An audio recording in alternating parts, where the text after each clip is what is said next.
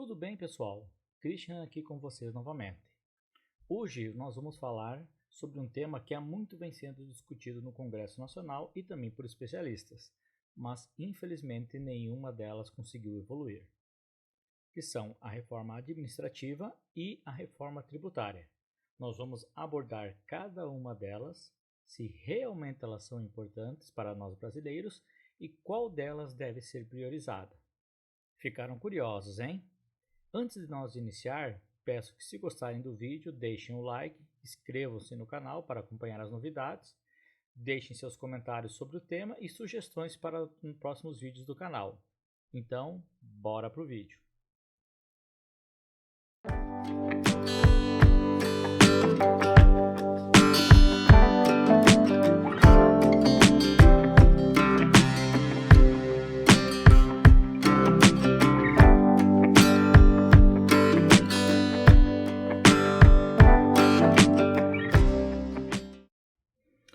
Bom, a reforma tributária ela visa alterar a forma com que o governo levanta seus recursos, que são através dos impostos diretos e indiretos. Vamos trazer alguns exemplos. Nós temos o Imposto de Renda da Pessoa Física e a COFINS na esfera federal, o ICMS e o IPVA na esfera estadual e o ISS e o IPTU na esfera municipal. Não vamos trazer todos os impostos aqui, pois esse nosso vídeo vai acabar se transformando em um filme e, pior ainda, um filme de terror.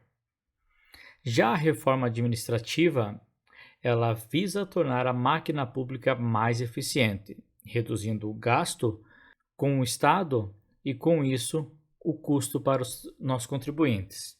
Para uma interpretação melhor, nós vamos utilizar como exemplo uma situação de uma família.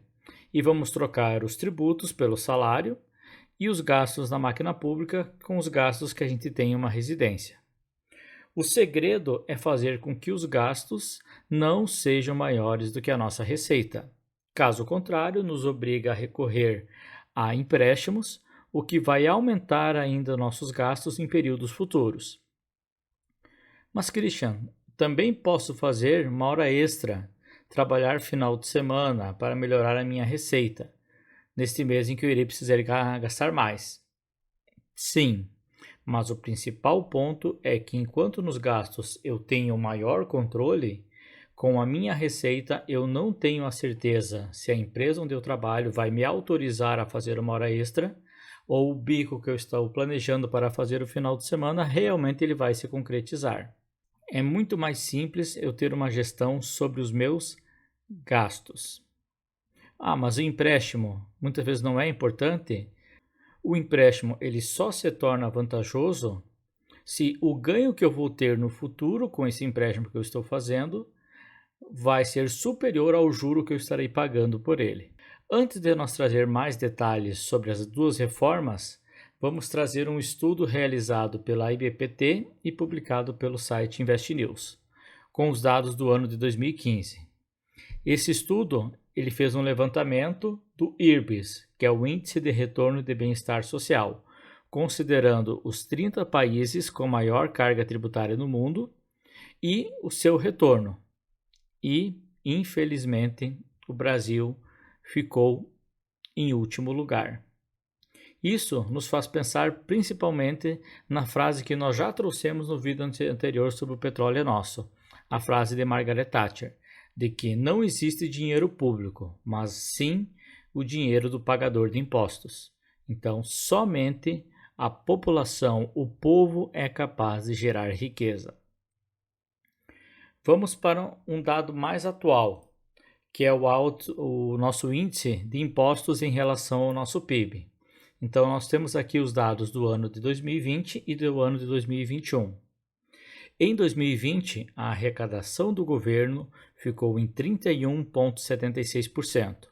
Isto é, o povo trabalhou 116 dias para pagar impostos.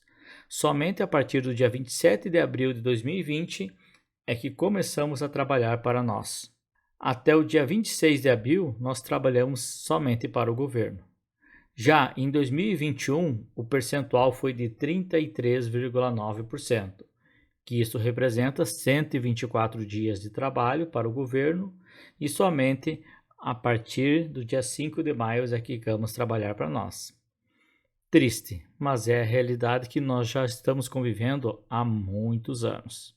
Como podemos perceber com os dados que acabamos de ver, o povo brasileiro tem uma alta carga tributária, mas não se vê essa contribuição compulsória que nós realizamos retornar com um serviço público de realidade.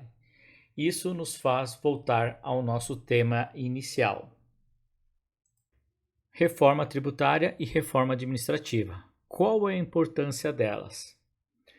A reforma tributária tem como principal finalidade do projeto que está no Congresso simplificar o sistema tributário e reduzir o custo para a população.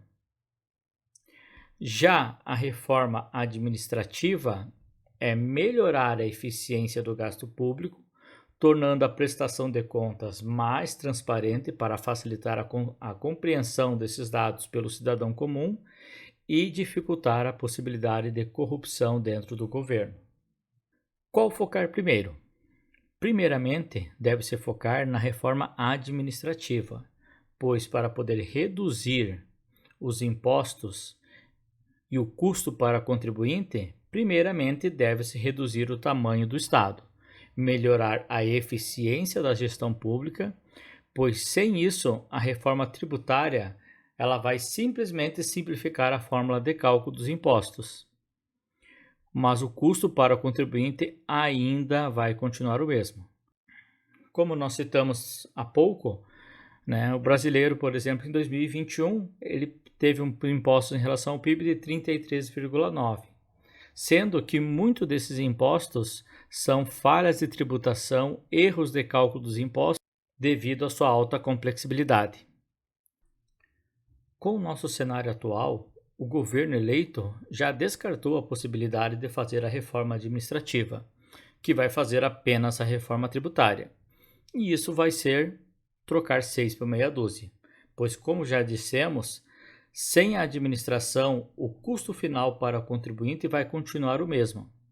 E caso o governo venha a tomar medidas populistas e reduzir os impostos sem reduzir o tamanho do Estado, vai aumentar os gastos do governo em relação à receita, e como já foi aprovada essa possibilidade de ultrapassar o teto de gastos, isto é, gastar mais do que arrecada, vai provocar um aumento na taxa de juros,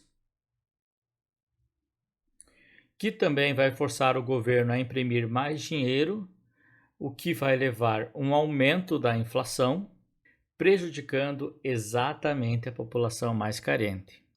Vivemos hoje em um cenário em que o povo brasileiro está mais atento ao que acontece na política. Infelizmente, nenhuma dessas reformas ainda tramitou no Congresso, pois fazer a tramitação delas com sua finalidade original significa menos recursos nas mãos dos políticos, atrapalhando o uso da máquina pública para ganho pessoais e também para fins eleitorais. Com isso, cabe a nós, o povo, cobrar a atuação dos políticos de que nós votamos e elegemos. Deixo aqui para vocês pontos que acho interessantes serem discutidos e implementados com essas duas reformas. Primeiro, diminuir o Estado com a reforma administrativa, simplificar o sistema e reduzir o custo tributário e mudar a hierarquia de recursos para município, Estado e União, pois hoje a principal arrecadação está na mão da União, e forçando tanto estados como municípios a terem que negociar com a União para ter verbas sejam repassadas para essas entidades, o que facilita todo aquele processo de negociação e, claro, corrupção, e da mesma forma dificulta para que nós, o povo, possamos cobrar dos nossos gestores, pois entendo eu que é muito mais fácil eu cobrar meu vereador ou meu prefeito na minha cidade do que eu ir até Brasília cobrar o presidente da República ou deputados e senadores. Agradeço a todos que acompanharam o vídeo até aqui. Se puderem, deixem o like, inscrevam-se no canal e deixem seus comentários. Muito obrigado a todos.